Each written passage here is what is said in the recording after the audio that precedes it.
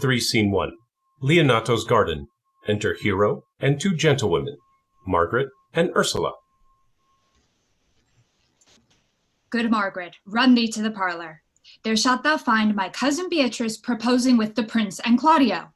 Whisper her ear and tell her I and Ursula walk in the orchard, and our whole discourse is all of her. Say that thou overheardst us, and bid her steal into the pleached bower where honeysuckles ripen by the sun.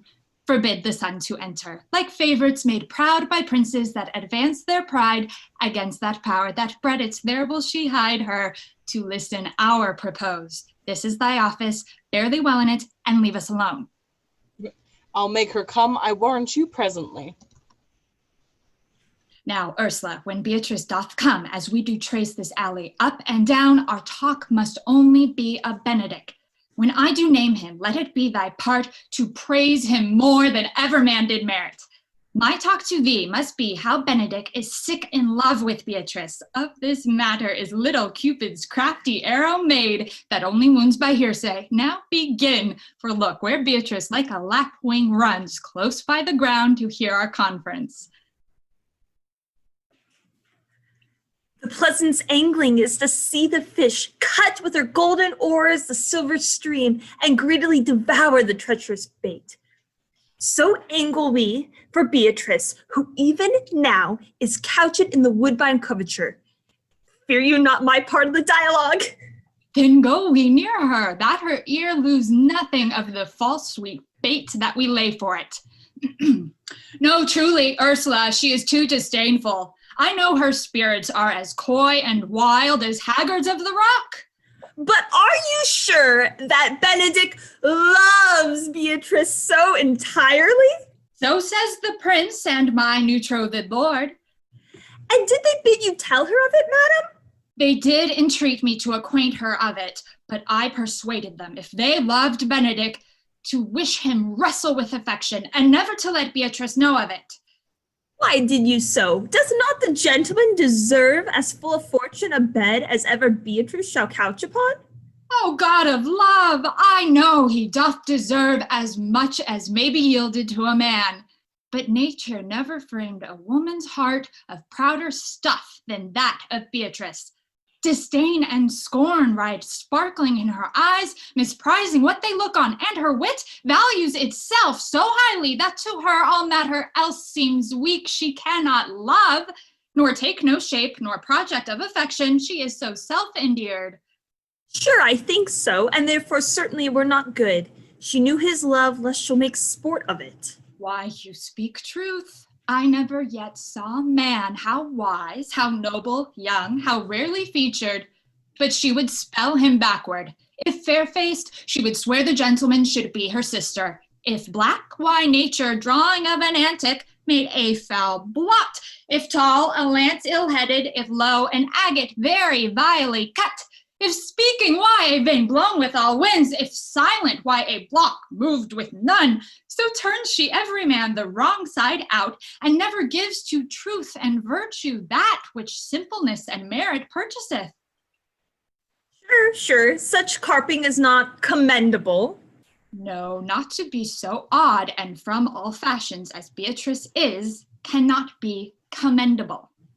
But who dare tell her so? If I should speak, she'd mock me into air. Oh, she'd laugh me out of myself, press me to death with wit. Therefore, let Benedick, like covered fire, consume away in sighs, waste inwardly. It were better death than die with mocks, which is as bad as die with tickling. Yet tell her of it. Hear what she will say. No, rather I will go to Benedick and counsel him to fight against his passion, and truly I'll devise some honest slanders to stain my cousin with. One doth not know how much an ill word may empoison liking. Oh, do not do your cousin such a wrong. She cannot be so much without true judgment. Having so swift and excellent a wit as she is prized to have, as to refuse so rare a gentleman as Signor Benedick? He is the only man of Italy, always accepted, my dear Claudio. I pray you not be angry with me, madam, speaking my fancy, Signor Benedick. for shape, for bearing, argument, and valor, goes foremost in report through Italy. Indeed, he hath an excellent good name. His excellence did earn it ere he had it. When are you married, madam? Why, every day. Tomorrow. Come, go in. I'll show thee some attires, and have thy counsel which is the best to furnish me tomorrow. She's limed, I warrant you. We have caught her, madam. If it proves so, then loving goes by haps. Some Cupid kills with arrows, some with traps.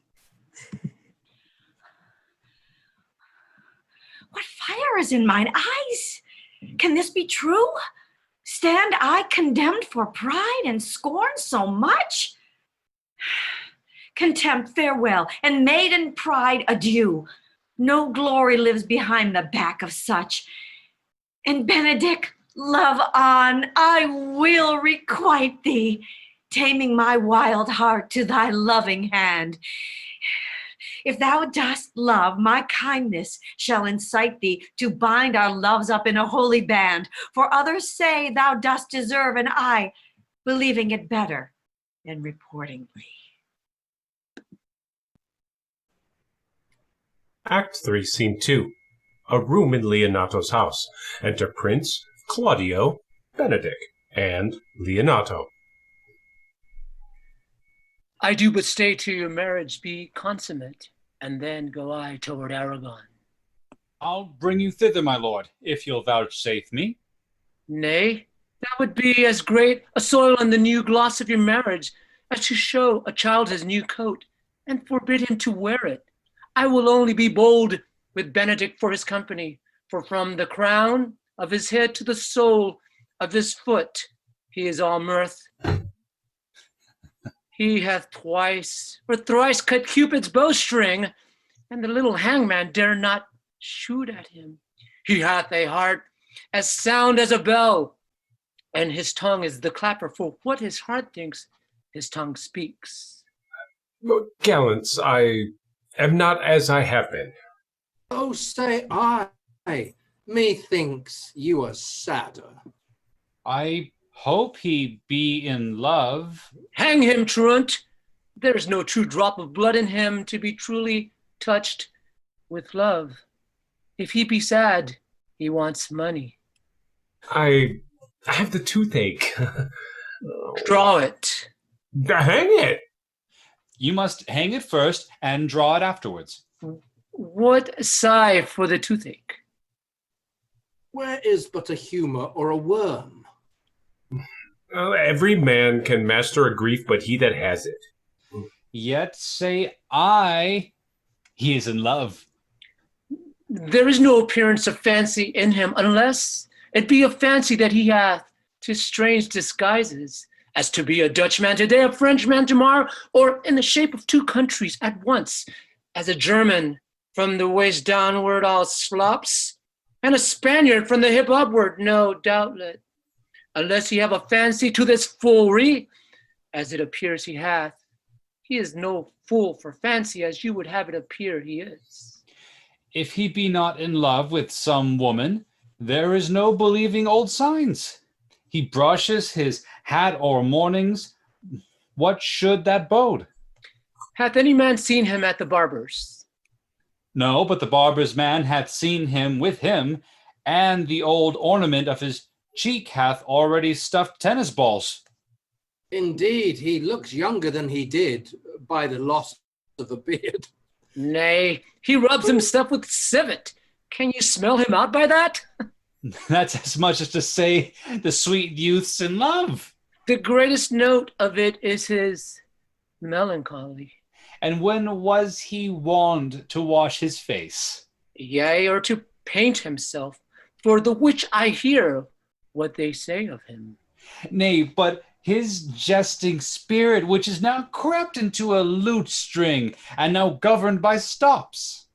Indeed, that tells a heavy tale for him. Conclude, conclude. He is in love. Nay, but I know who loves him. That would I know, too. I warrant one that knows him not. Yes, and all his ill conditions, and in spite of all, dies for him. She shall be buried with her face upwards. And yet is this no charm for a toothache? Well, Signor, walk aside with me. Oh, I've studied 8 or 9 wise words to speak with you, which these hobby horses must not hear. For my life, to break with him about Beatrice? 'Tis even so. Hero and Margaret have by this played their parts with Beatrice, and then the 2 bears will not bite one another when they meet. My lord, and brother, God save you. Good Ian, brother. If your leisure served, I would speak with you. In private? If it please you, yet Count Claudio may hear, for what I would speak of concerns him. What's the matter? Means your lordship to be married tomorrow? You know he does? I know not that, when he knows what I know. If there be any impediment, I pray you discover it. You may think I love you not. Let that appear hereafter, and aim better at me by that I now will manifest. For my brother, I think he holds you well, and in dearness of heart hath hoped to effect your ensuing marriage. Surely suit ill spent and labor ill bestowed. Why, what's the matter? I came hither to tell you, and circumstances shortened, for she has been too long a talking of the lady is disloyal. Who? Hero? Even she, Leonato's hero, your hero, every man's hero. Disloyal? The word is too good to paint out her wickedness. I could say she were worse. Think you of a worse title, and I will fit her to it. Wonder not till further warrant. Go but with me tonight. You shall see her chamber window entered, even the night before her wedding day. If you love her, then tomorrow wed her. But it would better fit your honor to change your mind. May this be so? I will not think it. If you dare not trust that you see, confess not that you know. If you will follow me, I will show you enough, and when you have seen more and heard more, proceed accordingly. If I see anything tonight why I should not marry her, tomorrow in the congregation where I would wed, there will I shame her. And I, as I would for thee to obtain her, I will join with thee to disgrace her. I will disparage her no farther till you are my witnesses. Bear it coldly but till midnight, and let the issue show itself. O day untowardly turned. O mischief strangely thwarting. O plague right well prevented, so will you say when you have seen the sequel.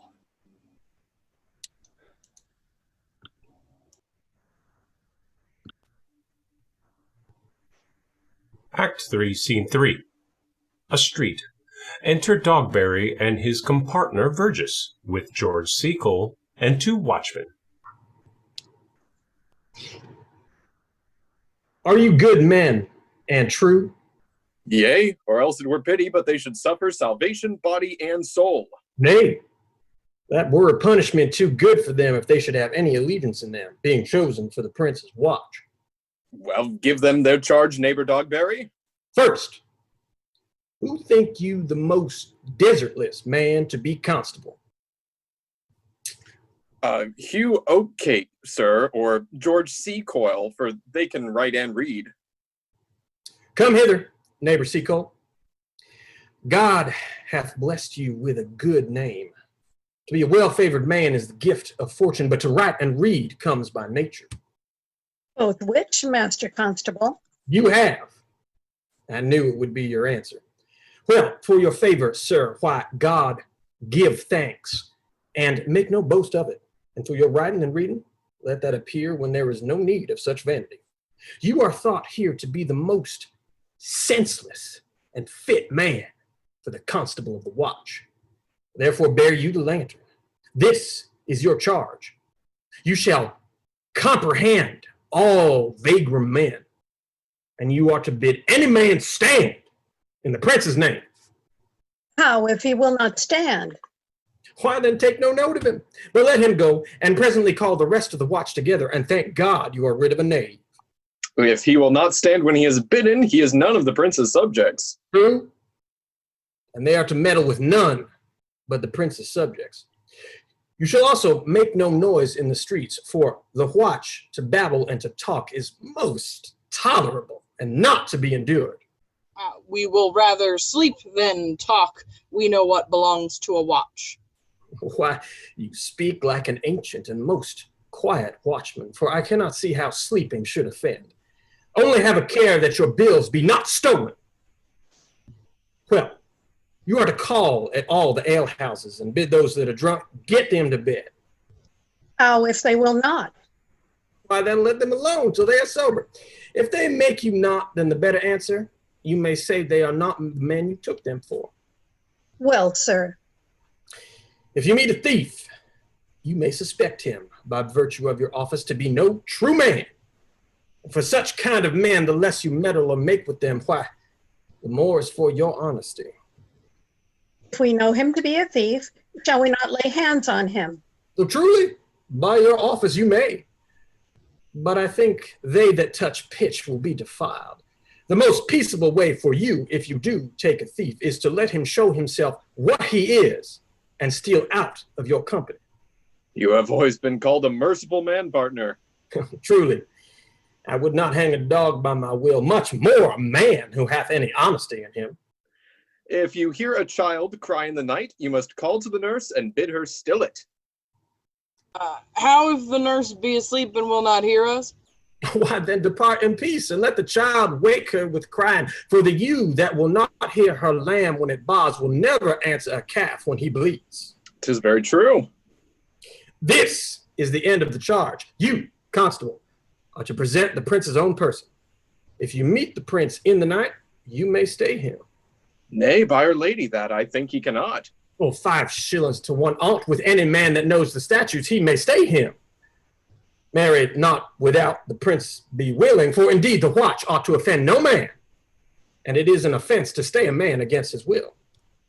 By our lady, I think it be so. Well, masters, good night. And there be any matter of weight chances, call up me. Keep your fellows' counsels and your own. And good night. Come, neighbor. Well, masters, we hear our charge. Let us go sit here upon the church bench till 2, and then all to bed. One more word, honest neighbors. I pray you watch about Signor Leonato's door, for the wedding being there tomorrow, there is a great coil tonight. Adieu. Be vigilant, I beseech you. What, Conrad? Peace, stir not. Conrad, I say. Here, man, I'm at thy elbow. Ah, mass, and my elbow itched. I thought there would a scab follow. I will owe thee an answer for that. And now forward with thy tale. Stand thee close now. Then under this penthouse, for it drizzles rain, and I will like a true drunkard utter all to thee. Some treason, masters, but stand close. Therefore, no, I have earned of Don John 1,000 ducats. Is it possible that any villainy should be so dear? Thou shouldst rather ask if it were possible for any villainy should be so rich. For when rich villains have need of poor ones may make what price they will. I wonder at it. That shows thou art unconfirmed. Thou knowest that the fashion of a doublet, or a hat, or a cloak is nothing to a man. Yes, it is apparel. I mean the fashion. Yes, the fashion is the fashion. Tush! I may as well say the fool's the fool. But seest thou not what a deformed thief this fashion is? I know that deformed. He hath been a vile thief this 7 year. He goes up and down like a gentleman. I remember his name. Did thou not hear somebody? No, 'twas the vane on the house. Seest thou not? I say, what a deformed thief this fashion is! How giddily he turns about all the hot bloods between 14 and 5 and 30, sometimes fashioning them like Pharaoh's soldiers in Ricci painting, sometimes like God Bell's priest in the old church window, sometimes like the shaven Hercules in the smirched worm-eaten tapestry, where his codpiece seems as massy as his club. All this I see, and I see that the fashion wears out more apparel than the man. But art thou not thyself giddy with the fashion too, that thou hast shifted out of thy tale into telling me of the fashion? Not so neither, but know that I have tonight wooed Margaret. Ah! The lady hero's gentlewoman by the name of Hero. She leans me out at her mistress' chamber window, bids me 1,000 times good night. I tell this vile tale vilely. I should first tell thee how the prince, Claudio, and my master planted and placed, and possessed by my master, Don John, saw afar off in the orchard this amiable encounter.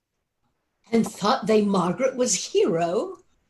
2 of them did, the prince and Claudio, but the devil, my master, knew she was Margaret, and partly by his oaths which possessed them, partly by the darkened night which did deceive them, but chiefly by my villainy which did confirm any slander that Don John had made. Away went Claudio, enraged, swore he would meet her as he was appointed next morning at the temple, and there, before the whole congregation, shame her with what he saw o'er night, and send her home again without a husband. We charge you in the prince's name, stand. Call up the right master constable. We have here recovered the most dangerous piece of lechery that ever was known in the Commonwealth. And one deformed is one of them. I know him, he wears a lock. Masters, masters, You'll be made bring deformed forth, I warrant you. masters, never speak. We charge you. Let us obey you to go with us. You're like to prove a goodly commodity being taken up of these men's bills. A commodity in question, I warn you. Come, we'll obey you.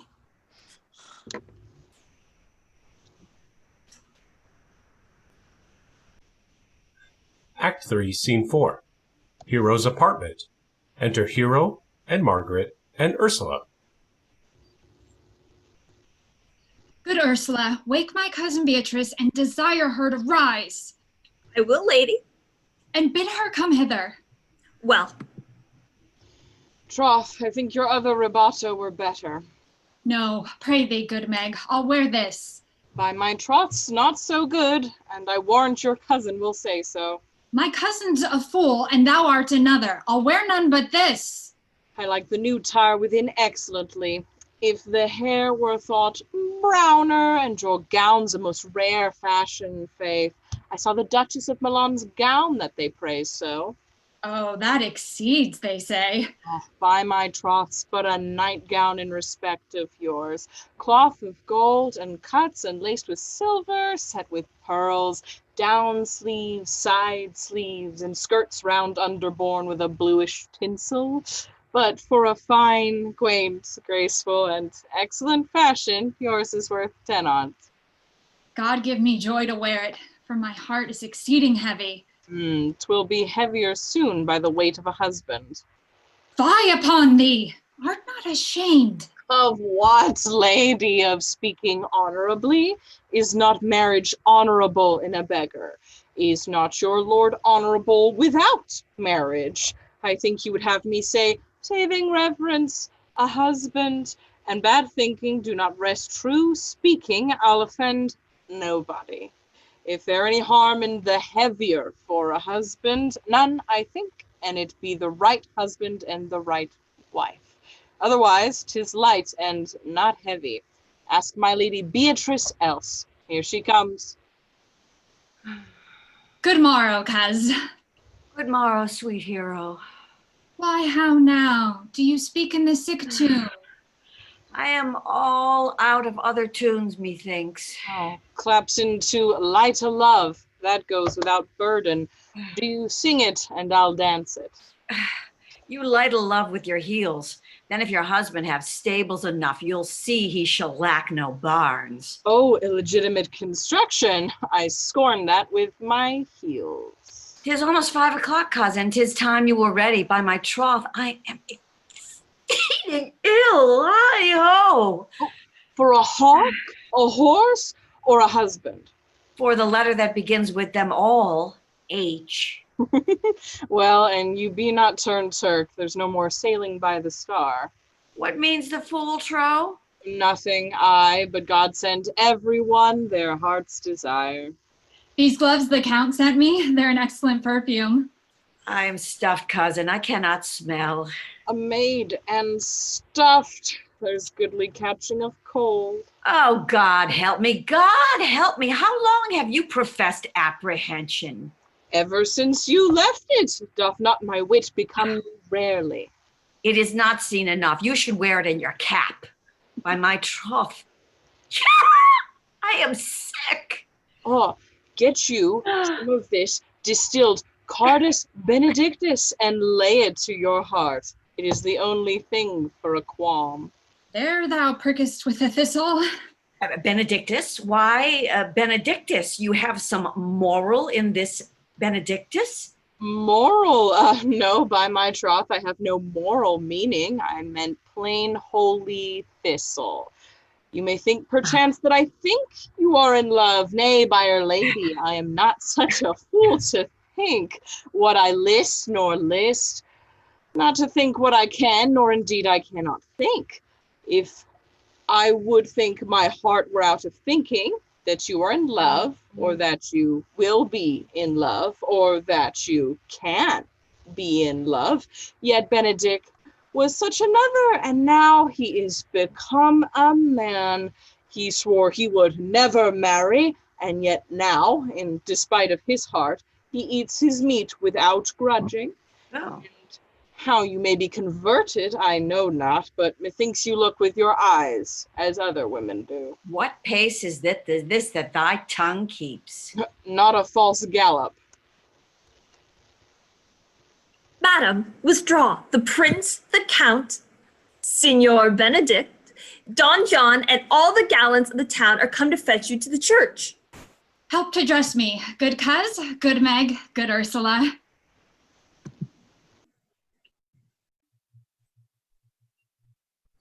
Act 3, Scene 5. A hall in Leonato's house.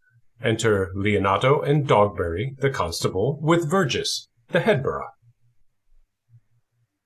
What would you with me, honest neighbor? Marry, sir, I would have some confidence with you that discerns you nearly. Brief, I pray ye, for you see it is a busy time with me. Marry, this it is, sir. Yes, in truth, it is, sir. What is it, my good friends? Goodman Vergis, sir, speaks a little off the matter. An old man, sir, and his wits are not so blunt as, God help, I would desire they were, but in faith, honest as the skin between his brows. Yes, I thank God I'm as honest as any man living that is an old man, and no honester than I. Comparisons are odorous, palabrous, neighbor Vergis. Neighbors, you are tedious. It pleases your worship to say so, but we are the poor duke's officers. But truly, for mine own part, if I were as tedious as a king, I could find in my heart to bestow it all of your worship. All thy tediousness on me. Ah! Yea, and for £1,000 more than 'tis, for I hear as good exclamation on your worship as of any man in the city. And though I be but a poor man, I am glad to hear it. And so am I. I would fain know what you have to say. Marry, sir, our watch tonight, expecting your worship's presence, have taken a couple of as errant knaves as any in Messina. A good old man, sir. He will be talking. As they say, when the age is in, the wit is out. God help us, it is a world to see. Well said, i' faith, neighbor Vergis. Well, God's a good man, and two men ride of a horse, one must ride behind. An honest soul, i' faith, sir, by my troth he is, as ever broke bread. But God is to be worshipped. All men are not alike, alas, good neighbor. Indeed, neighbor, he comes too short of you. Gifts that God gives. I must leave you. Oh, one word, sir. Our watch, sir, have indeed comprehended 2 auspicious persons, and we would have them this morning examined before your worship. Take their examination yourself and bring it me. I am now in great haste, as it may appear unto you. It shall be sufficient. Drink some wine ere you go. Fare you well. My lord, they stay for you to give your daughter to her husband. I'll wait upon them. I am ready. Go, good partner, go. Get you to Francis C. Cole. Bid him bring his pen and inkhorn to the jail. We are now to examination these men. And we must do it wisely. We will spare for no whit, I warrant you. It is that shall drive some of them to a non-com. Only get the learned writer to set down our excommunication and meet me at the jail.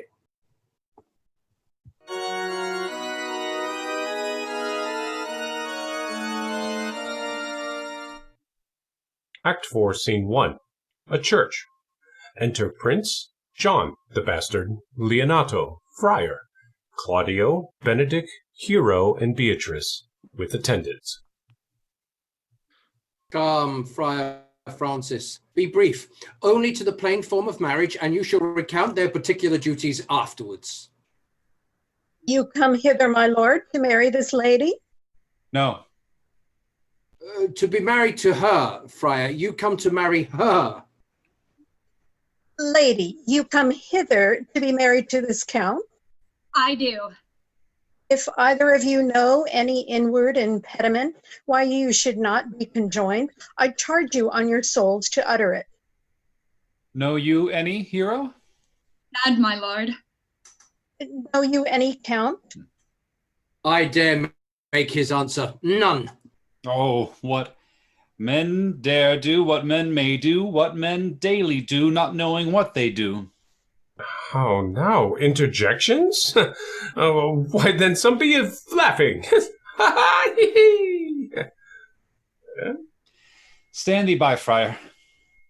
Father, by your leave, will you, with free and unconstrained soul, give me this maid, your daughter? As freely, son, as God did give her me. And what have I to give you back whose worth may counterpose this rich and precious gift? Nothing, unless you render her again. Sweet prince, you learn me a noble thankfulness. There, Leonato, take her back again. Give not this rotten orange to your friend. She's but the sign and semblance of her honor. Behold, how like a maid she blushes here. Oh, what authority and show of truth can cunning sin cover itself withal? Comes not that blood as modest evidence to witness simple virtue? Would you not swear, as all you that see her, that she were a maid, by these exterior shows? But she is none. She knows the heat of a luxurious bed. Her blush is guiltiness, not modesty. What do you mean, my lord? Not to be married, not to knit my soul to an unproved wanton. Dear my lord, if you in your own proof have vanquished the resistance of her youth and made defeat of her virginity. I know what you would say. If I have known her, you will say she did embrace me as a husband, and so to extenuate the forehand sin. No, Leonato, I never tempted her with word too large, but as a brother to his sister showed bashful sincerity and common love. And seemed I ever otherwise to you? Out on thee, seeming! I will write against it. You seem to me as Diane in her orb, as chaste as is the bud ere it be blown. But you are most intemperate in your blood than Venus, or those pampered animals that range in savage sensuality.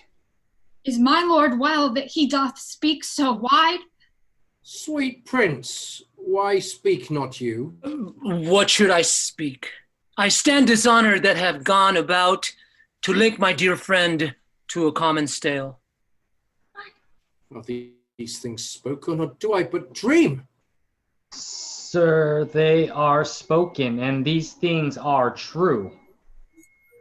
This looks not like a nuptial. True? Oh God! Leonato, stand I here? Is this the prince? Is this the prince's brother? Is this face heroes? Are our eyes our own? All this is so, but what of this, my lord? Let me be but move one question to your daughter, and by that fatherly and kindly power that you have in her, bid her answer truly. I charge thee do so, as thou art my child. Oh God, defend me. How am I beset? What kind of catechizing call you this? To make you answer truly to your name. Is it not hero? Who can blot that name with any just reproach? Mary, that can hero. Hero itself can blot out hero's virtue. What man was he talked with you yesternight at your window betwixt 12 and 1? Now, if you are a maid, answer to this. I talked with no man at that hour, my lord. Why then are you no maiden? Leonato, I am sorry. You must hear. Upon my honor, myself, my brother, and this grieved count did see her, hear her, at that hour last night, talk with a ruffian at her chamber window, who hath indeed, most like a liberal villain, confessed the vile encounters they have had 1,000 times in secret. Fie, they are not to be named, my lord, not to be spoke of. There is not chastity enough in language without offense to utter them. Thus, pretty lady, I am sorry for thy much misgovernment. O hero, what a hero hast thou been, and if half thy outward graces had been placed about thy thoughts and counsels of thy heart. But fare thee well, most foul, most fair.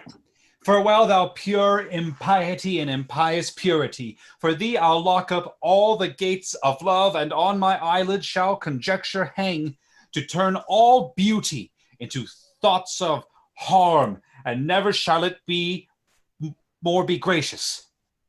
Hath no man's dagger here a point for me? Why, how now, cousin? Wherefore sink you down? Come, let us go. These things come thus to light. Smother her spirits up. How doth the lady? Dead, I think. Help, uncle! Hero! Why, hero, uncle! Signor Benedict Friar! Oh, fate, take not away thy heavy hand. Death is the fairest cover for her shame that may be wished for. How now, cousin hero? Have comfort, lady. Dost thou look up? Yea, wherefore should she not? Wherefore? Why, doth not every earthly thing cry shame upon her? Could she here deny the story that is printed in her blood? Do not live, hero. Do not open thine eyes. For did I think thou wouldst not quickly die, thought I thy spirits were stronger than thy shames, myself would on the rear wood of reproaches strike at thy life. Grieved I had but one. Chid I for that at frugal nature's frame. Oh, one too much by thee. Why had I one? Why ever wast thou lovely in my eyes? Why had I not with charitable hand took up a beggar's issue at my gates, who smirched thus and mired with infamy? I might have said, no part of it is mine. This shame derives itself from unknown loins.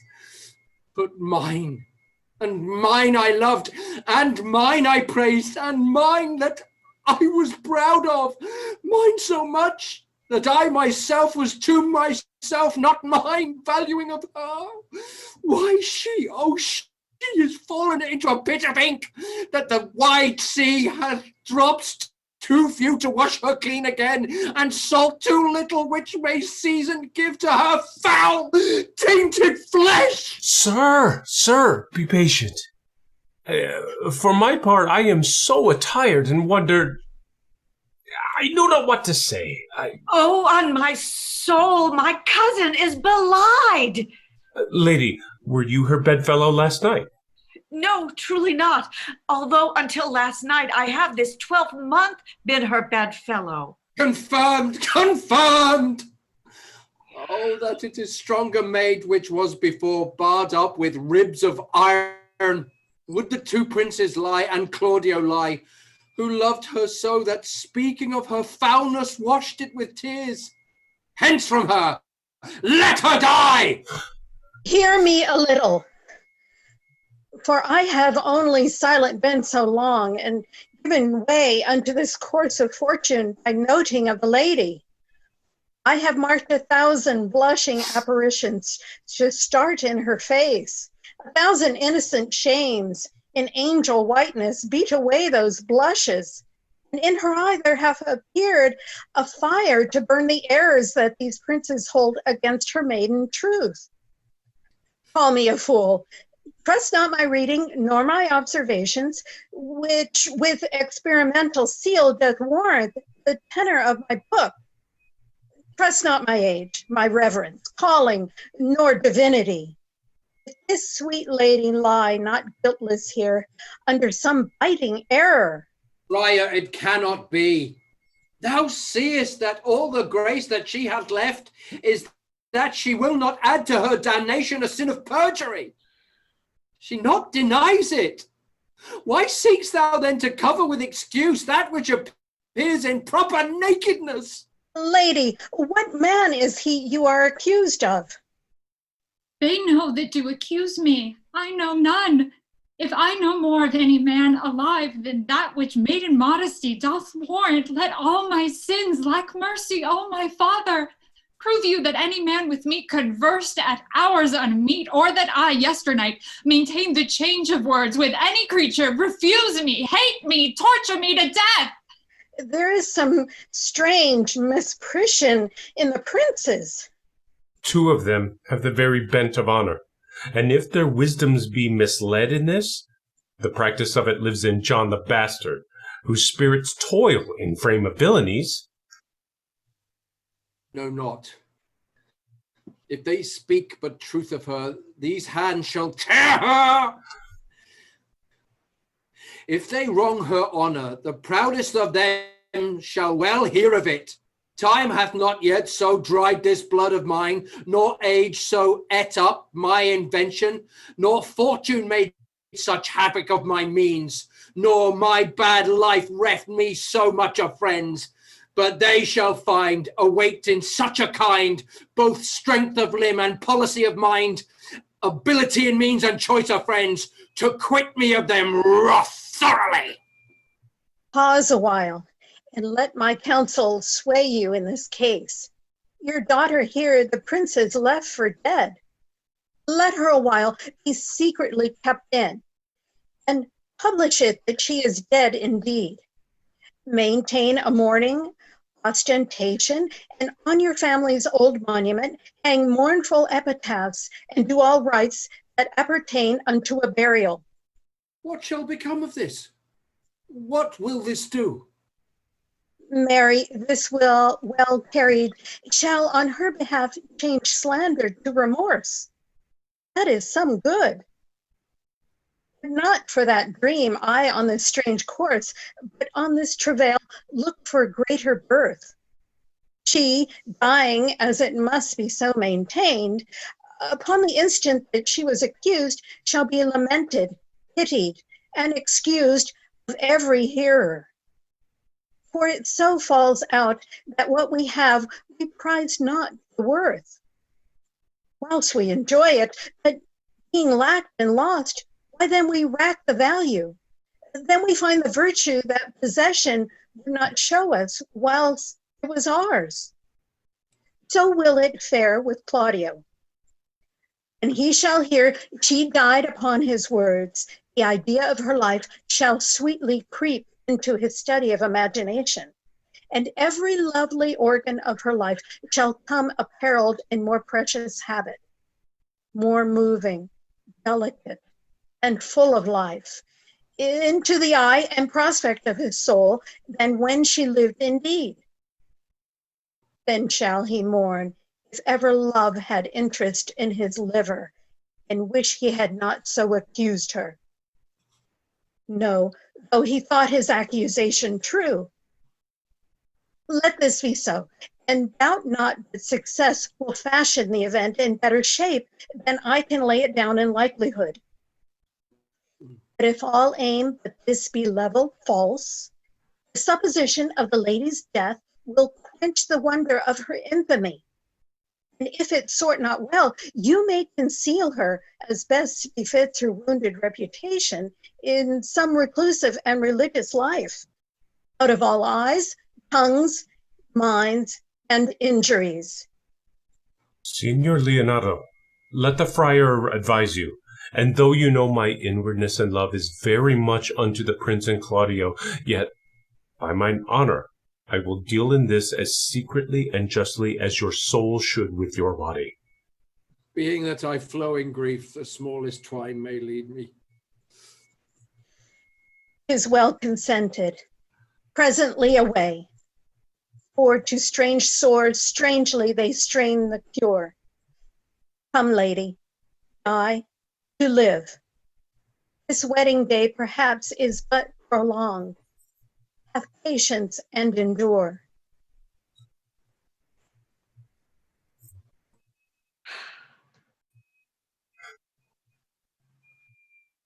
Lady Beatrice,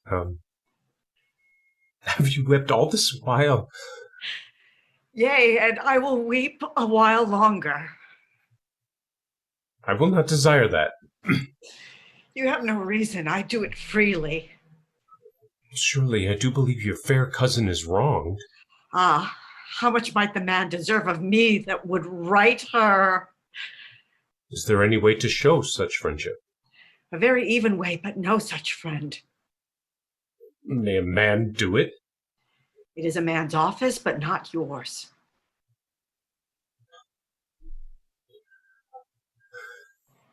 I do love nothing in the world so well as you. It's not that strange. Strange is the thing I know not. It were as possible for me to say I love nothing so well as you, but believe me not, and yet I lie not. I confess nothing, nor I deny nothing. I'm sorry for my cousin. By my sword, Beatrice, thou lovest me. Do not swear and eat it. I will swear by it that you love me, and I will make him eat it that says I love not you. Will you not eat your word? With no sauce that can be devised to it. I protest, I love thee. Why then, God forgive me. What offense, sweet Beatrice? You have stayed me in a happy hour. I was about to protest. I loved you. Do it with all thy heart. I love you with so much of my heart that none is left to protest.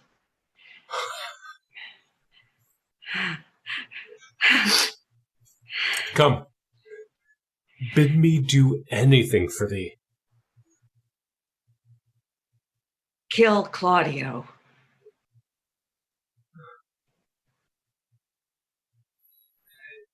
Not for the wide world. You kill me to deny it. Farewell. Tarry, sweet Beatrice. I am gone, though I am here. There is no love in you. Nay, I pray you let me go. Beatrice! In faith, I will go. We'll be friends first. You dare easier be friends with me than fight with mine enemy? Is Claudio thine enemy? Is he not approved in the height of a villain that hath slandered, scorned, dishonored my kinswoman? Oh, that I were a man! what bear her in hand until they come to take thy hands, and then with public accusation, uncovered, slandered, unmitigated rancor, oh God, that I were a man, I would eat his heart in the marketplace. Hear me, Beatrice. Talk with a man out at a window, a proper saying. Nay, but Beatrice. Sweet hero, she is wronged, she is slandered, she is undone. Beatrice. Princes and counties. Surely a princely testimony, a goodly count. Count confect, a sweet gallant surely. Oh, that I were a man for his sake, or that I had any friend would be a man for my sake. But manhood is melted into curtsies, valor into compliment, and men are only turned into tongue, and trim ones too. He is now as valiant as Hercules that only tells a lie and swears it. I cannot be a man with wishing, therefore I will die a woman with grieving. Tarry, Beatrice. By this hand I love thee. Use it for my love some other way than swearing by it. Think you in your soul the Count Claudio hath wronged Hero? Yea, as sure as I have a thought or a soul. Enough. I am engaged. I will challenge him, and I will kiss your hand.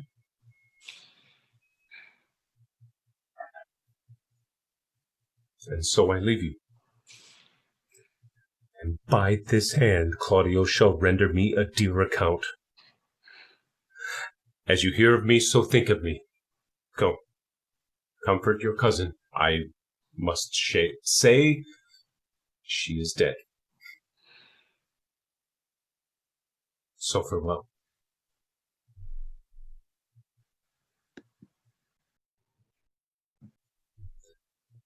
Act 4, Scene 2. A prison. Enter the constables, Dogberry and Verges, with the sexton and the watch, leading Conrad and Baraccio. Is our whole dissembly appeared? Oh, a stool and a cushion for the sexton. Which be the malefactors? Mary, that am I and my partner. Nay, that's certain. We have the exhibition to examine. But which are the offenders that are to be examined? Let them come before Master Constable. Yea, Mary, let them come before me. What is your name, friend? Baraccio. Pray, write down Baraccio. Yours, Sarah? I am a gentleman, sir, and my name is Conrad.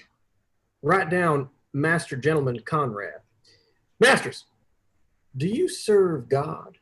Yea, sir, we hope. Write down that they hope they serve God. And write God first. For God defend, but God should go before such villains.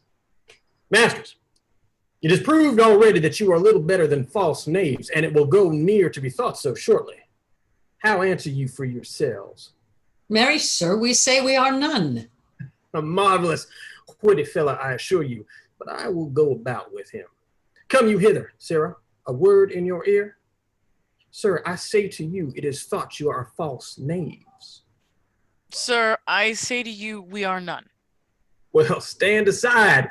For God, they are both in a tale. Have you written down that they are none?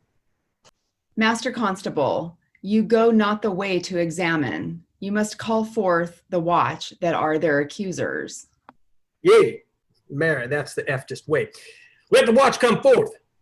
Masters, I charge you in the prince's name, accuse these men.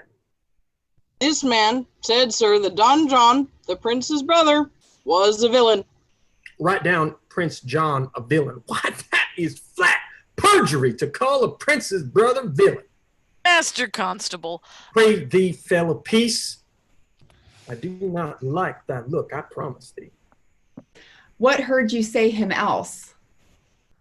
Mary, that he had received 1,000 ducats of Don John for accusing the Lady Hero wrongfully. Flat burglary as ever was committed. Yea, by mass, that it is. What else, fellow? And that Count Claudio did mean upon his words to disgrace Hero before the whole assembly and not marry her.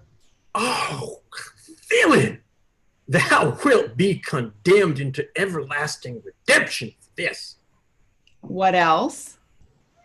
This is all. And this is more, masters, than you can deny.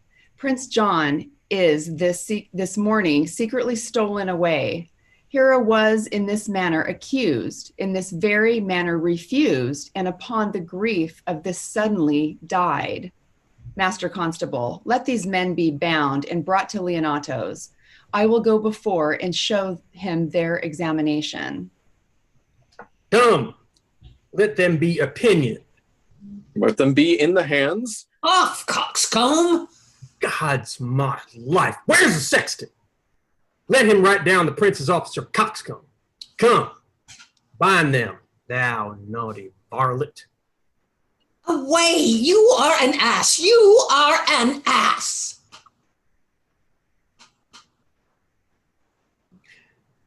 Dost thou not suspect my place?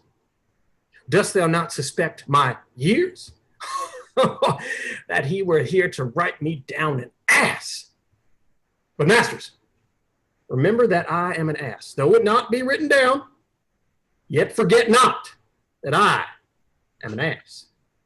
Now, thou villain, thou art full of piety, as shall be proved upon thee by good witness.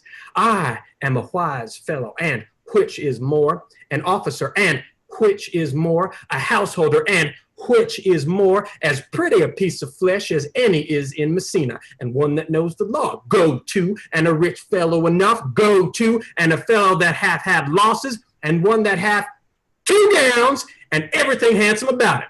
Bring him away. Oh, that I had been writ down an ass.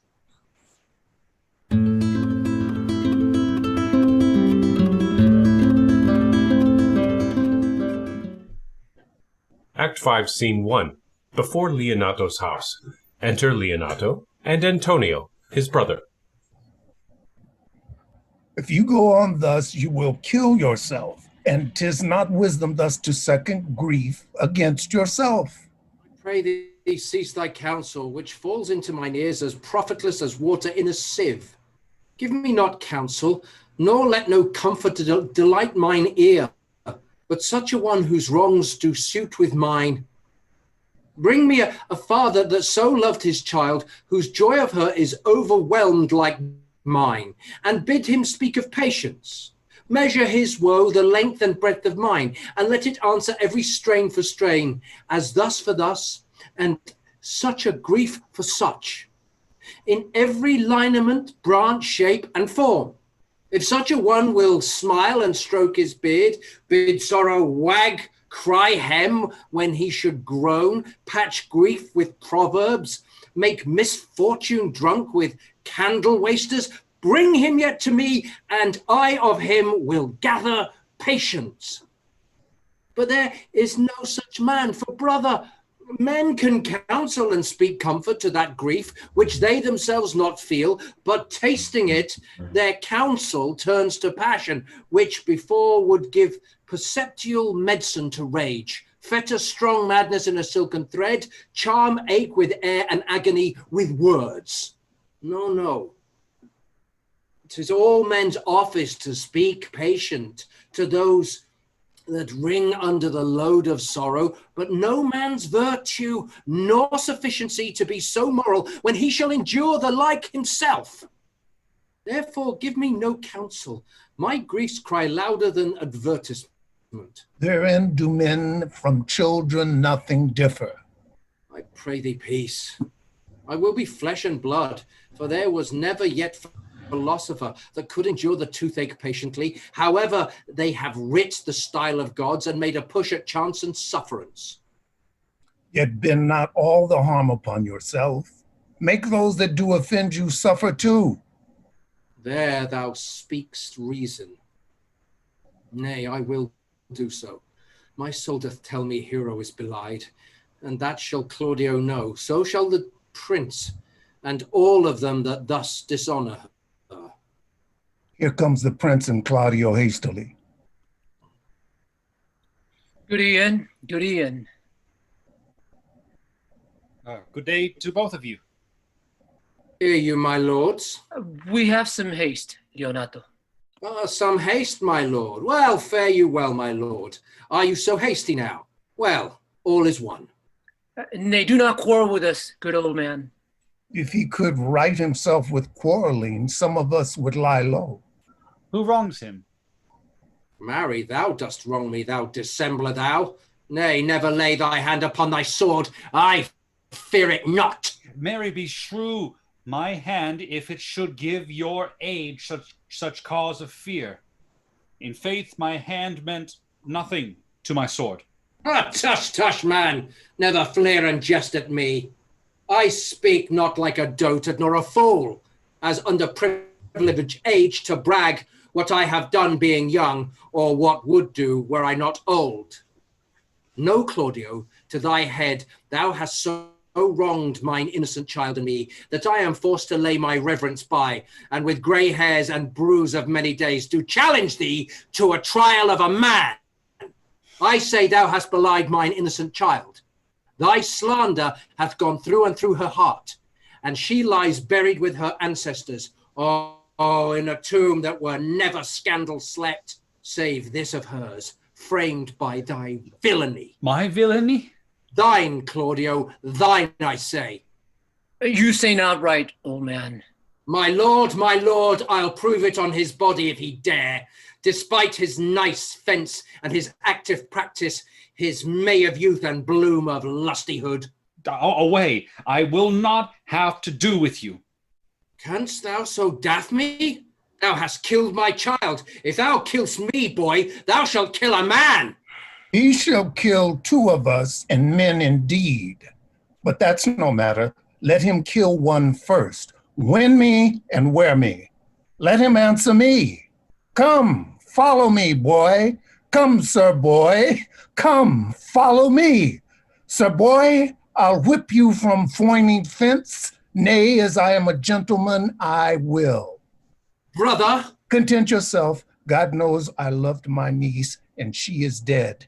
Slandered to death by villains that dare as well answer a man indeed as I dare take a serpent by the tongue. Boys, apes, braggarts, jacks, millsops. Brother Anthony.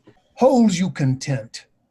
What man, I know them, yea, and what they weigh even to the utmost scruple. Scrambling, outfacing, fashion-monging boys that lie in cog and flout, deprave and slander, go antically and show outward hideousness, and speak off half-dozen dangerous words, how they might hurt their enemies if they durst. And that is all. But brother Anthony. Come, 'tis no matter. Do not meddle. Let me deal in this. Gentlemen, both, we will not wake your patience. My heart is sorry for your daughter's death, but on my honor, she was charged with nothing but what was true and very full of proof. My lord, my lord! I will not hear you. No, come away, brother. I will be heard. And shall, or some of us will smart of it. See, sir, here comes the man we want to seek. Oh, now, senor, what news? Good day, my lord. Welcome, senor. You are almost come to party, almost a fray. We had like to have our two noses snapped off with two old men without teeth. Leonato and his brother, what thinkest thou? Had we fought, I doubt we should have had been too young for them. In a false quarrel there is no true valor. I came to seek you both. We have been up and down to seek thee, for we are high proof melancholy, and would fain have it beaten away. Wilt thou use thy wit? It is in my scabbard. Shall I draw it? Dost thou wear thy wit by thy side? Never any did so, though very many have been beside their wit. I will bid thee draw, as we do the minstrels, draw to pleasure us. As I am an honest man, he looks pale. Art thou sick or angry? What? Courage, man.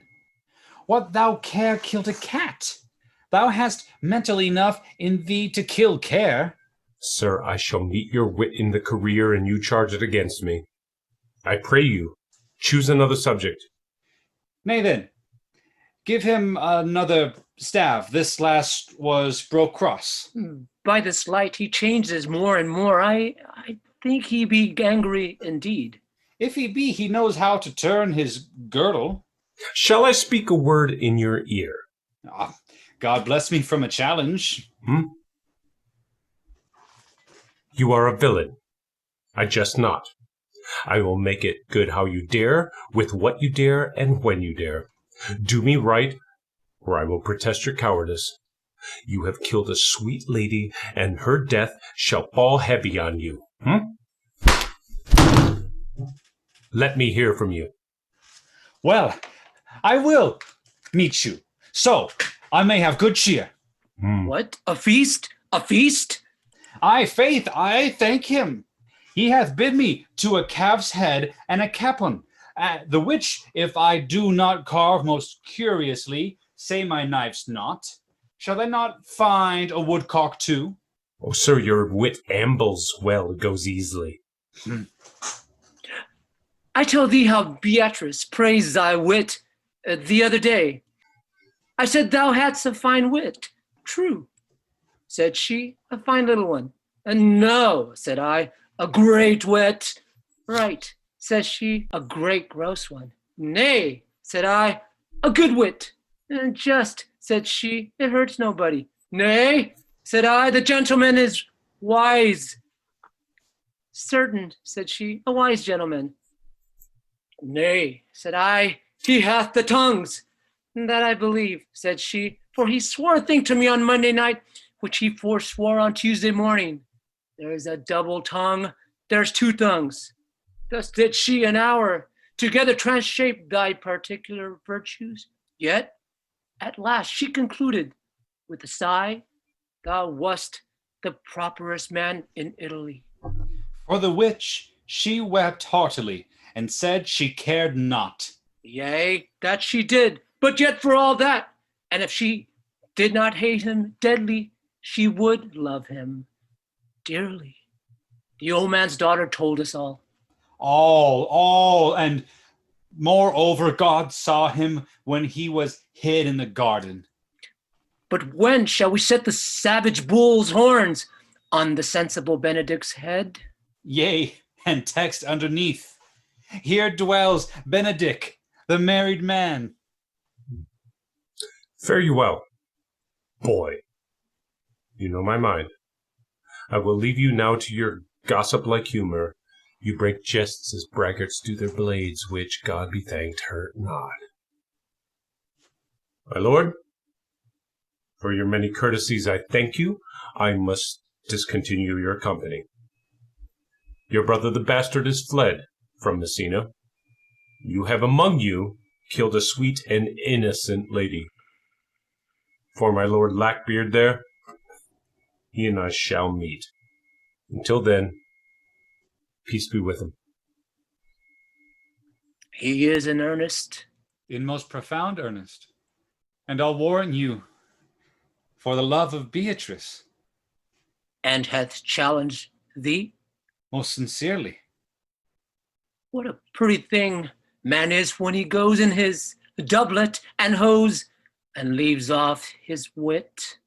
He is then a giant to an ape. But then is an ape a doctor to such a man? But soft you, let me be. Pluck up my heart and be sad. Did he not say my brother was fled? Come you, sir. If justice cannot tame you, she shall ne'er weigh more reasons in her balance. Nay, and you be a cursing hypocrite once, you must be looked to. How now, two of my brother's men bound? Borachio one? Hearken after their offense, my lord. Officers, what offense have these men done? Marry, sir, they have committed false report. Moreover, they have spoken untruths. Secondarily, they are slanders. Sixth, and lastly, they have belied a lady. Thirdly, They have verified unjust things. And to conclude, they are lying knaves. First, I ask thee what they have done. Thirdly, I ask thee what's their offense. Sixth, and lastly, why they are committed. And to conclude, what you lay to their charge. Rightly reasoned, and in his own division. And by my troth, there's one meaning well suited. Who have you offended, masters, that you are thus bound to your answer? This learned constable is too cunning to be understood. What's your offense? Sweet prince, let me go no further to mine answer. Do you hear me, and let this count kill me? I have deceived even your very eyes, what your wisdoms could not discover. These shallow fools have brought to light who in the night overheard me confessing to this man how Don John, your brother, incensed me to slander the lady Hero, how you were brought into the orchard and saw me court Margaret in Hero's garments, how you disgraced her when you should marry her.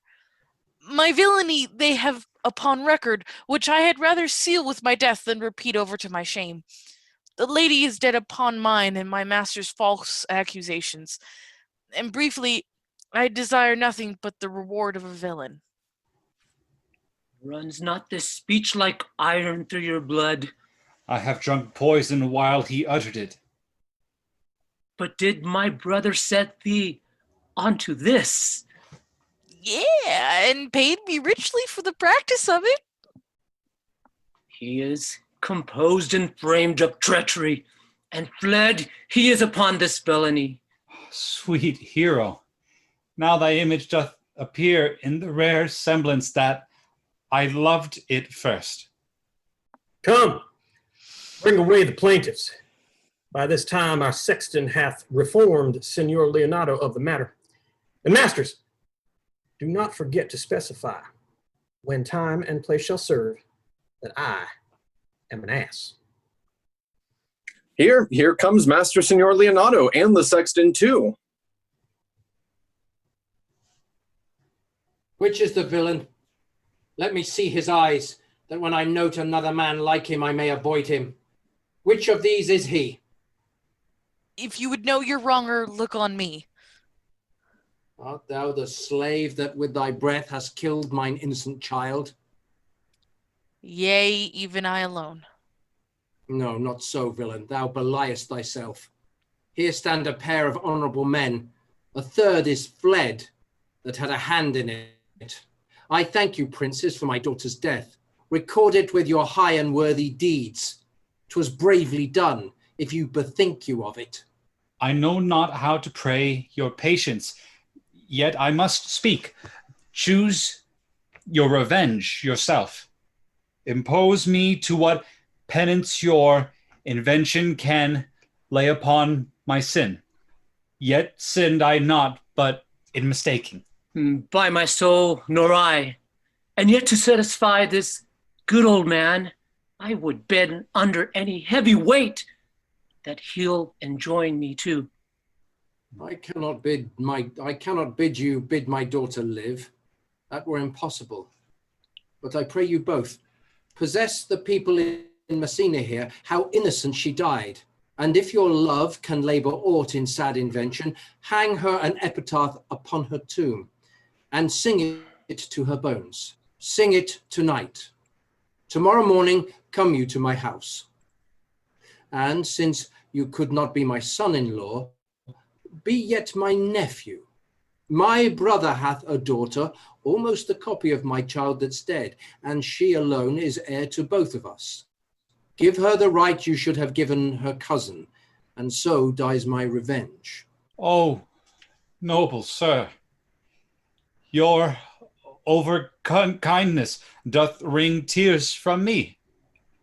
I do embrace your offer and dispose for henceforth of poor Claudio. Tomorrow then will I expect your coming. Tonight I take my leave. This naughty man shall face to face be brought to Margaret, who I believe was packed in all this wrong, hired to it by your brother. No, by my soul she was not, nor knew not what she did when she spoke to me, but always hath been just and virtuous. In anything I do know by her. Moreover, sir, which indeed is not under white and black, this plaintiff here, the offender, did call me ass. I beseech you, let it be remembered in his punishment. And also, the watch heard them talk of one deformed. They say he wears a key in his ear and a lock hanging by it and borrows money in God's name, the which he hath used so long and never paid that now men grow hard-hearted and will lend nothing for God's sake. Pray you, examine him upon that point. I thank thee for thy care and honest pains. Your worship speaks like a most thankful and reverent youth. I praise God for you. There's for thy pains. God save the foundation. Go, I discharge thee of thy prisoner, and I thank thee. I leave an errant knave with your worship, which I beseech your worship to correct yourself for the example of others. God keep your worship. I wish your worship well. God restore you to health. I humbly give you leave to depart. And if a merry meeting may be wished, God prohibit it. Come, neighbor. Until tomorrow morning, lords, farewell. Farewell, my lord. We look for you tomorrow. We will not fail. Tonight I'll mourn with Hero.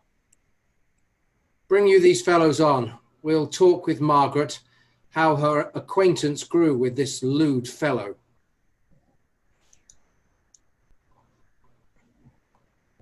Act 5, Scene 2. Leonato's orchard. Enter Benedict and Margaret. Pray thee, sweet Mistress Margaret, deserve well at my hands by helping me to the speech of Beatrice. Will you then write me a sonnet in praise of my beauty? In so high a style, Margaret, that no man living shall come over it, for in most comely truth thou deservest it. To have no man come over me, why shall I always keep below stairs? Thy wit is as quick as the greyhound's mouth it catches. And yours as blunt as the fencer's foils, which hit but hurt not. Most manly wit, Margaret. It will not hurt a woman. And so I pray thee, call Beatrice. I give thee the bucklers. Ah, give us the swords. We have bucklers of our own. Oh, if you use them, Margaret, you must put in the pikes with a vice, and they are dangerous weapons for maids. Well, I will call Beatrice to you, who I think hath legs. And therefore will come.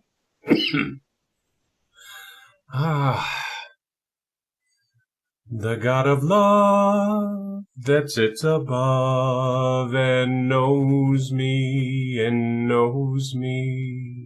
how pitiful I deserve. I mean in singing, but in loving, Leander, the good swimmer, Troilus, the first employer of panders, and a whole book full of these quondam carpetmongers whose name yet runs smoothly in the even road of a blank verse. Never so truly turned over and over as my poor self in love. I cannot show it in rhyme. I've tried. I can find out no rhyme to lady but baby. Innocent rhyme. Scorn, horn, hard rhyme, school fool, babbling rhyme, very ominous endings. Nope, I was not born under a rhyming planet, nor I cannot woo in festival terms. Sweet Beatrice, wouldst thou come when I called thee? Yea, Signor, and depart when you bid me. Stay but till then? Then is spoken.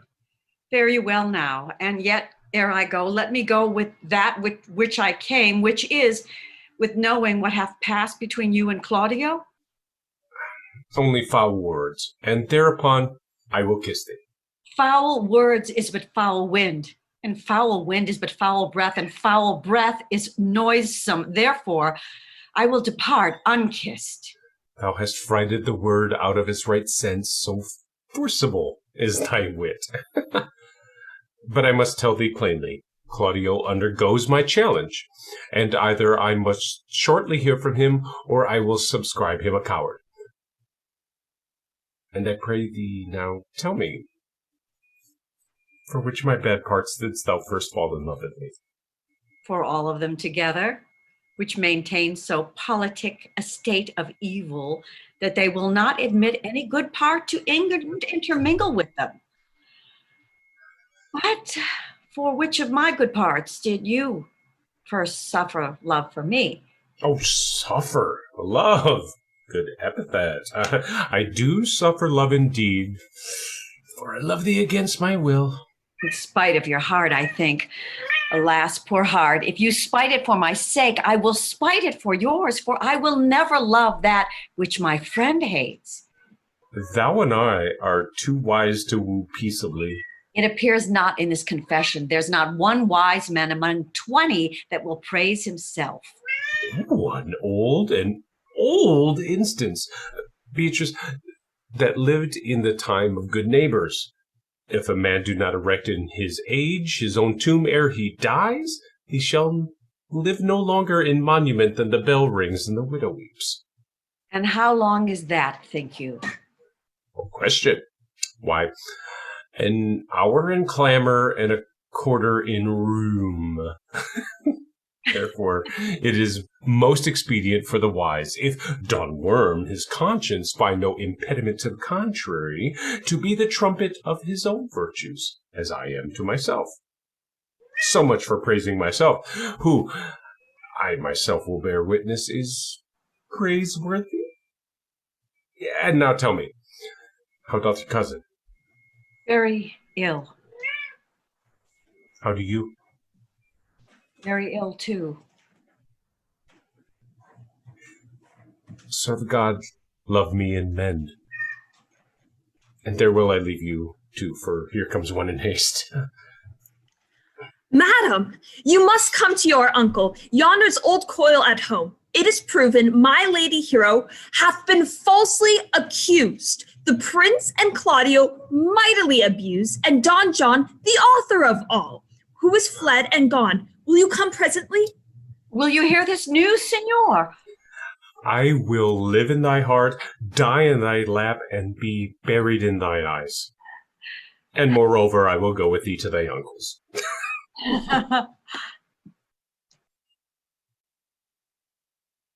Act 5, Scene 3. A church. Enter Claudio, prince, and lords with tapers and musicians. Is this the monument of Leonato? It is, my lord. Done to death by slanderous tongues was the hero that here lies. Death, in guerdon of her wrongs, gives her fame which never dies. So the life that died with shame lives in death with glorious fame. Hang thou there upon the tomb, praising her when I am dumb. Now music, sound, and sing your solemn hymn. Pardon, goddess of the night, those that slew thy virgin night. For the which with songs of woe round about her tomb they go. Bid night assist our moan, help us to sigh and groan. Heavily, heavily. Graves, yawn and yield your dead, till death be uttered. Heavily, heavily. Now unto thy bones, good night. Yearly will I do this right. Good morrow, masters. Put your torches out. The wolves have prayed. And look, the gentle day, before the wheels of Phoebus Round about dapples the drowsy east with the spots of gray. Thanks to you all, and leave us, fare you well. Good morrow, masters, each his several way. Come, let us hence, and put on other weeds, and then to Leonatos we will go. And Hymen now with luckier issue speeds than this for whom we render up this woe.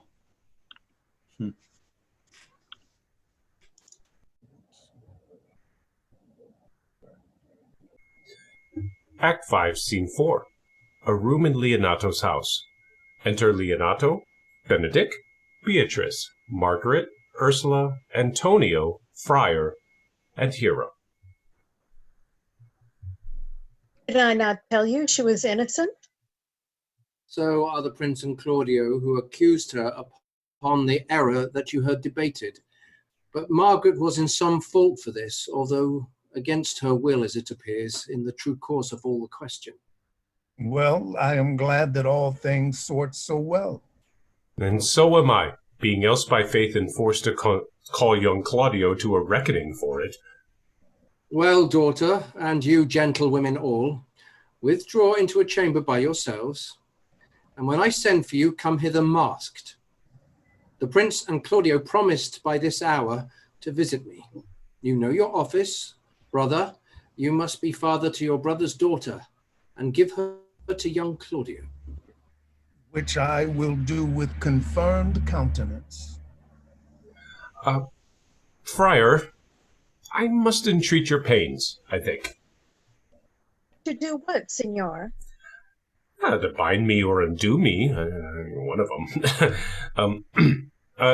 Signor Leonato, truth it is, good signor, your niece regards me with an eye of favor. That I my daughter lent her, 'tis most true. And I do with an eye of love requite her. The sight whereof I think you had from me, from Claudio and the prince. But what's your will? Your answer, sir, is enigmatical. But for my will is your goodwill may stand with ours, this day to be conjoined in the state of honorable marriage, in which, good friar, I shall desire your help. My heart is with your liking. And my help. Here comes the prince and Claudio. Good morrow to this fair assembly. Good morrow, prince. Good morrow, Claudio. We here attend you. Are you yet determined today to marry with my brother's daughter? I'll hold my mind were she in Ethiop. Call her forth, brother. Here's the friar ready. Good morrow, Benedict. Why, what's the matter that you have such a February face, so full of frost, of storm, and cloudiness? I think he thinks upon the savage bull. Tush, fear not, man. We'll tip thy horns with gold, and all Europa shall rejoice at thee, as once Europa did at lusty Jove, when he would play the noble beast in love. Bull Jove, sir, had an amiable low, and some such strange bull leapt your father's cow, and got a calf in that same noble feat, much like to you, for you have just his bleat. For this I owe you. Oh, here comes another reckoning.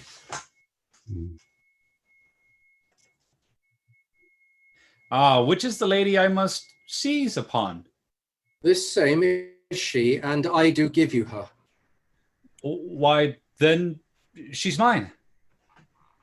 Sweet, let me see your face. No, that you shall not till you take her hand before this friar and swear to marry her. Give me your hand before this holy friar. I am your husband, if you like me. And when I lived, I was your other wife. And when you loved, you were my other husband. Whoa! Another hero? Nothing certainter. One hero died defiled, but I do live, and surely as I live, I am a maid. The former hero that is dead. She died, my lord, but whiles her slander lived. All this amazement can I qualify. When after that the holy rites are ended, I'll tell you largely of fair hero's death. Meantime, let wonder seem familiar, and to the chapel let us presently. Soft and fair, friar. Which is Beatrice? I answer to that name. What is your will? Do not you love me? Why, no more than reason. Why, then your uncle and the prince and Claudio have been deceived. They swore you did. Do not you love me? Oh, no more than reason. Why, then my cousin Margaret and Ursula are much deceived, for they did swear you did. Oh, they swore you were almost sick for me. They swore that you were well nigh dead for me. That's no such matter. Then you do not love me. Oh, truly, but in friendly recompense. Come, cousin, I am sure you love the gentleman. And I will be sworn upon it that he loves her. For here's a paper written in his hand, a halting sonnet of his own pure brain, fashioned to Beatrice. And here's another, writ in my cousin's hand, stolen from her pocket, containing her affection unto Benedick.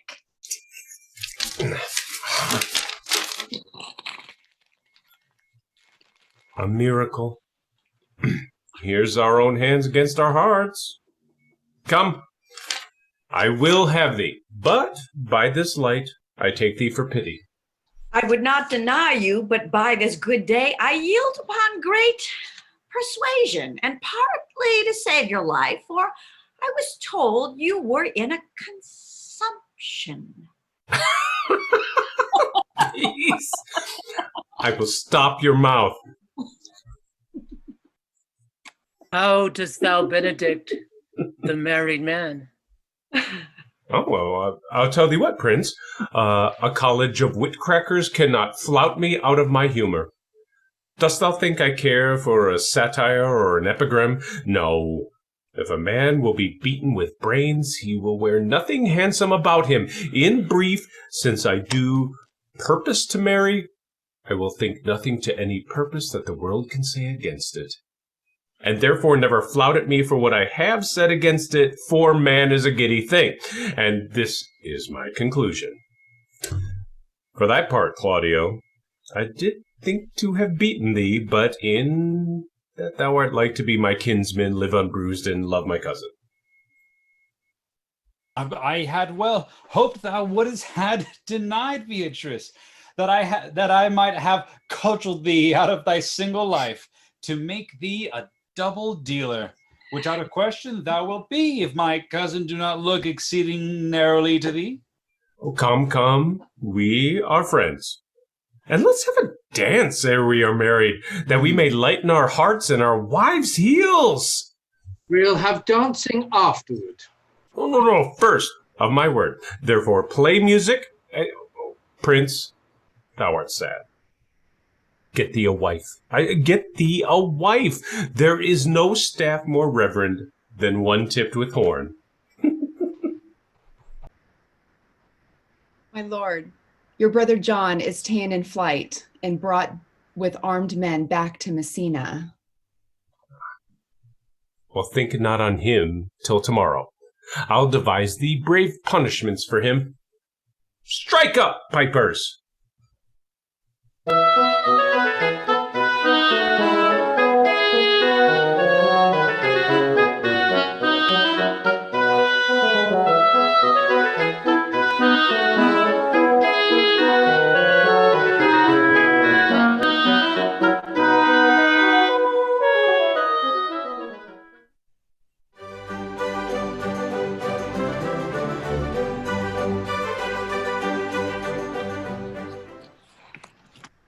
Thank you for tuning in to Shakespeare 2020's reading of Much Ado About Nothing. We hope that you enjoyed it. Let's bring back our players.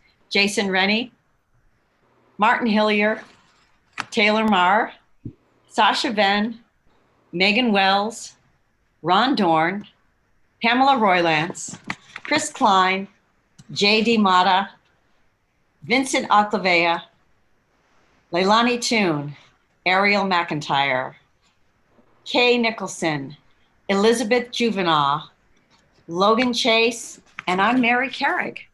Join us next week for As You Like It. Good night, everyone.